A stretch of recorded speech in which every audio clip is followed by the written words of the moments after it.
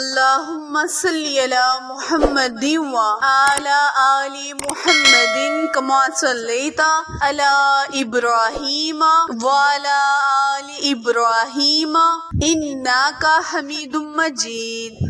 اللہم بارک علی محمد وعلی آل محمد کما بارکت علی ابراہیم وعلی آل ابراہیم انک حمید مجید۔ اعوذ باللہ من الشیطان الرجیم، بسم اللہ الرحمن الرحیم۔ شروع اللہ کے نام سے جو بہت مہربان اور نہایت رحم کرنے والا ہے۔ محترم سامعین، السلام علیکم ورحمۃ اللہ وبرکاتہ۔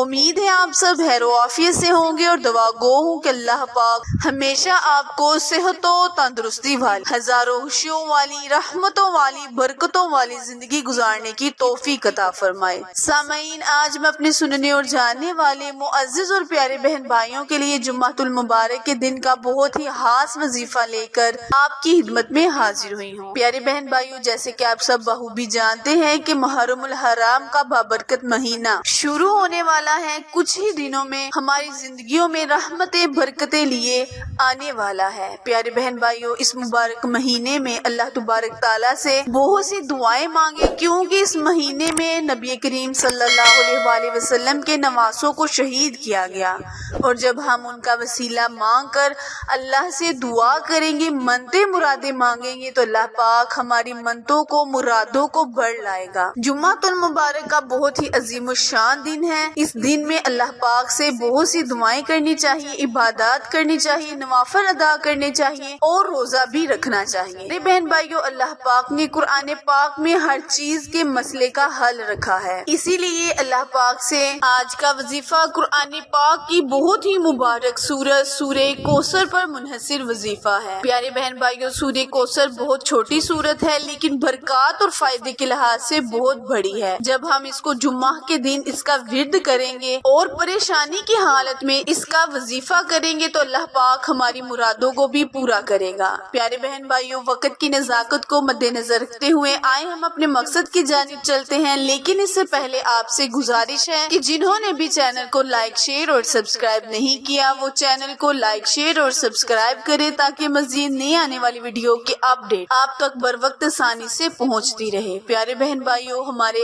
وظائف قرآنی صورتوں اور اللہ کے ناموں پر منحصر ہوتے ہیں، ان میں کوئی شک و شبہ نہیں ہوتا۔ ان کو آپ کریں گے تو آپ کو فائدہ ہی فائدہ ہوگا، نقصان بالکل نہیں ہوگا۔ اسی لیے میرے وہ بہن بھائی جو کہتے ہیں کہ ان وظائف کرنے سے کچھ نہیں ہوتا، یہ بالکل غلط کہنا ہے۔ پیارے بہن بھائیوں، جس بھی بات پر اگر آپ کو یقین ہو جائے تو اللہ پاک اس میں آپ کو کامیابی، کامرانی بھی عطا کرتا ہے۔ وظیفہ کوئی بھی ہو، مقصد کوئی بھی ہو، جب آپ نیت کریں گے سچے دل سے تو اللہ پاک آپ کی دعاؤں کو بھی قبول کرے گا۔ کرنا آپ نے یہ ہے تو وظیفے کو دھیان سے سن لیں اور سمجھ لیں۔ کرنا آپ نے یہ ہے کہ آپ نے 2 رکعت نماز صلاۃ حاجت ادا کرنے ہیں۔ ہر رکعت میں آپ نے 3 مرتبہ قل هو اللہ احد پڑھنی ہے اور 1 مرتبہ سورہ فاتحہ پڑھنی ہے، یعنی سورہ فاتحہ پڑھ کر آپ نے 3 مرتبہ سورہ اخلاص کو پڑھنا ہے، 1 سلام سے، اور پھر آپ نے سلام پھیر لینا ہے۔ 2 رکعت نماز صلاۃ حاجت ادا کرنے کے بعد آپ نے اپنی انگلیوں پر صرف 11 مرتبہ انا